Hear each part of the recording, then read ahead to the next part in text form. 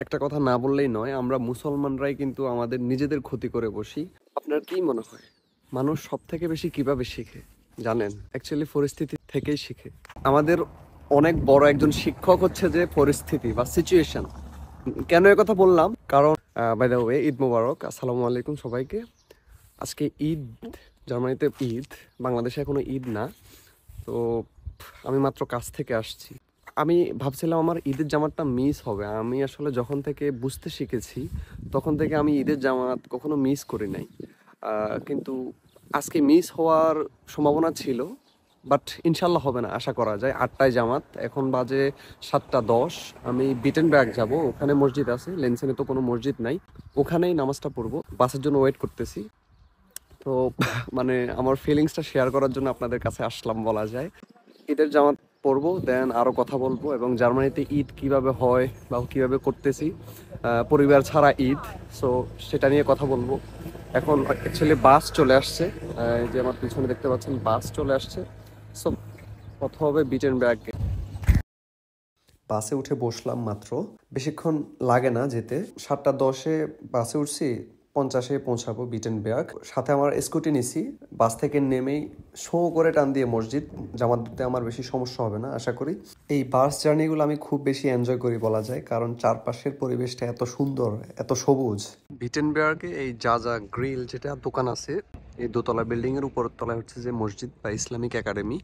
এখানে এখন ঈদের জামাত হবে। সো ভিতরে যাওয়া যাক।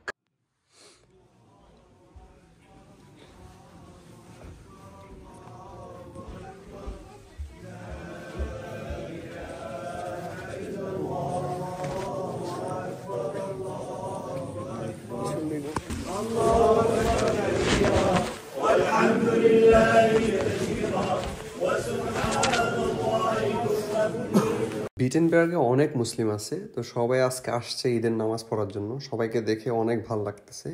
একসাথে এত মানুষ এর আগে দেখি নাই এই মসজিদে। ছোট ছোট বাচ্চারা এই মসজিদটাকে সুন্দর করে সাজাইছে কাগজ টাগজ দিয়ে। ওরা এখানে আরবি শিখে।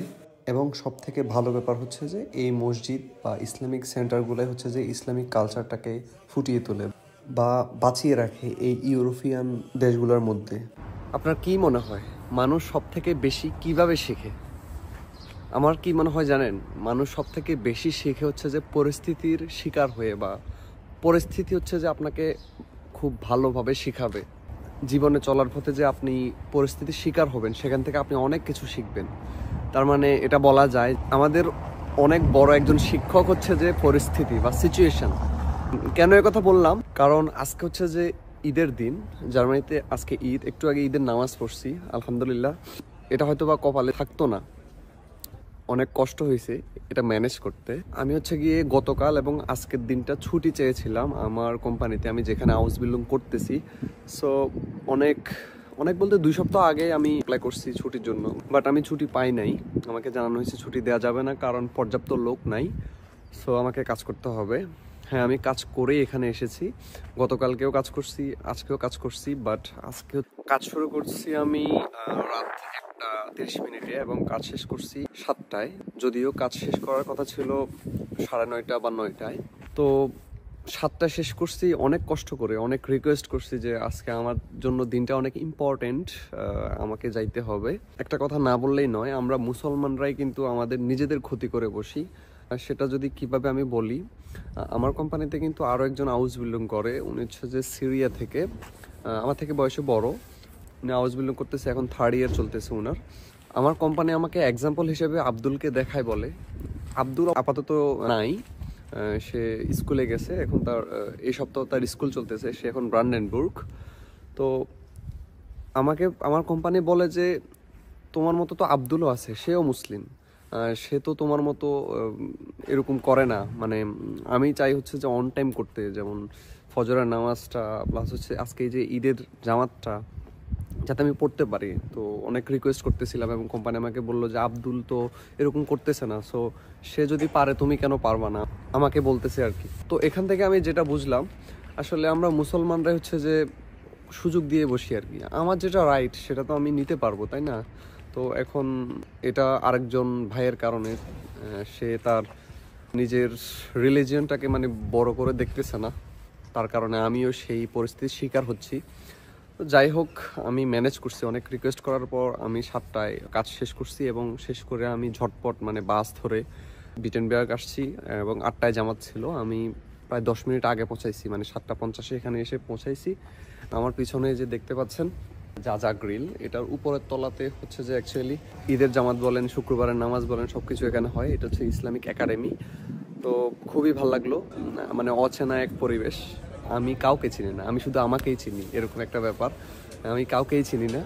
তো যাই হোক, অনেক ভালো লাগলো সবার সাথে কুশল বিনিময় কোলাকুলি করলাম, ঈদের নামাজ পড়লাম। আমাকে হচ্ছে যে চকলেট খেজুর দেওয়া হয়েছে, এই যে চকলেট দিছে, আরও আছে।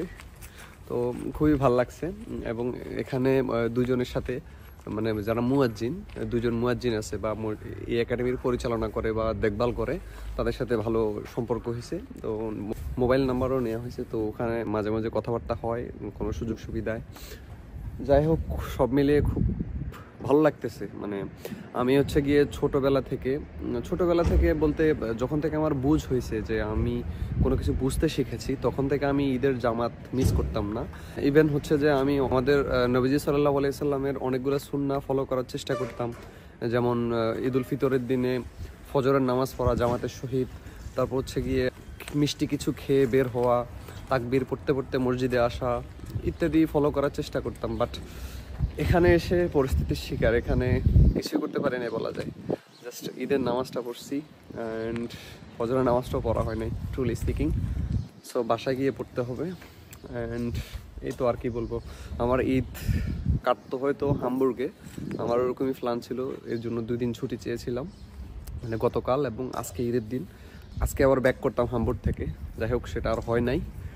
তো ইনশাল্লাহ সামনে হবে এবং আমি দোয়া করি যাতে মানে আমাদের যে ঈদগুলা, ঈদুল ফিতর বলেন, ঈদুল আজহা বলেন, এগুলা যাতে অ্যাকচুয়ালি রবিবার, শনিবার বা সোমবারে হয়, তাহলে হচ্ছে যে আমাকে ছুটি চাইতে হবে না, যেহেতু সাপ্তাহিক ছুটি রবিবার এবং সোমবার।